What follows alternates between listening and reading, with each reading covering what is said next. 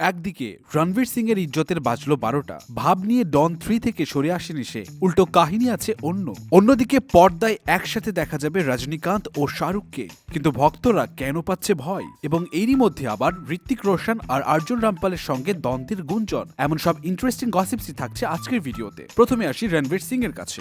ধুরন্ধরের টানা সাফল্যের পর রণবীর সিং তো এখন অন্য লেভেলে উঠে গেছে, এবং তার এই আকাশ ছোঁয়া সাকসেসের পর শোনা যাচ্ছিল ডন 3 থেকে সে নিজেই নাকি এক্সকিউজ দেখিয়ে সরে এসেছে। কারণ হিসেবে জানা যায় পরপর একই ধাঁচের ছবিতে নাকি সে অভিনয় করতে চায় না। তবে এরপরেই তো সামনে আসছে শকিং নিউজ। একের পর এক ফ্লপ সিনেমা দেওয়ার পর যখন রণবীর সিং কে নিয়ে কেউ কাজ করার সাহস করছিল না, তখন ফারহান আক্তার রণবীরকে শাহরুখের ডন 3 করার অফার দেয়। কিন্তু রণবীরের একের পর এক সব ফ্লপ সিনেমা দেখে শুধু শুটিং ডেট পেছাচ্ছিল ফারহান। মূলত রণবীরের ধুরন্ধরের রেজাল্টের উপরে নাকি অপেক্ষা করছিল ফারহান। আর যখনই কিনা ধুরন্ধর বাজিমাত করলো, তখনই শোনা গেল রণবীর নাকি এই মুভি করছে না। কিন্তু আসল টুইস্ট হচ্ছে, এই গুঞ্জন যখন হট টপিক, তখন ফারহান আক্তার জানায় রণবীর সিং এই মুভি থেকে সরে যায়নি, উল্টো তাকেই এই সিনেমা থেকে বাদ দেওয়া হচ্ছে। কারণ রণবীর নাকি সব অবাস্তব আবদার করে বসছে, যা ফারহানের পক্ষে মানা সম্ভব না। তাই তিনি রণবীরকে বাদ দিয়েছে এই মুভি থেকে। যদিও ডন 3 তে হিরোইন হিসেবে থাকছে কৃতি স্যানন, কিন্তু নতুন ডন কে হচ্ছে সেই খোঁজে এখন ফারহান।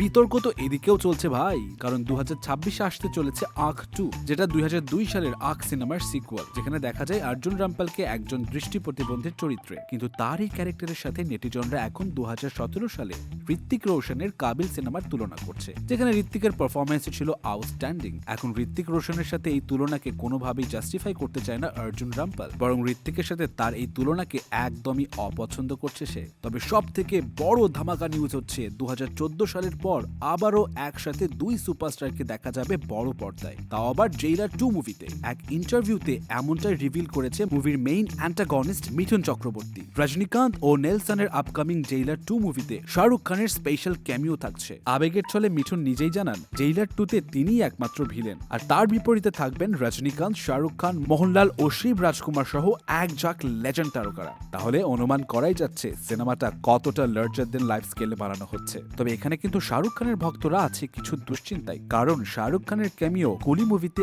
আমির খানের মতো আবার ফ্লপ না করে।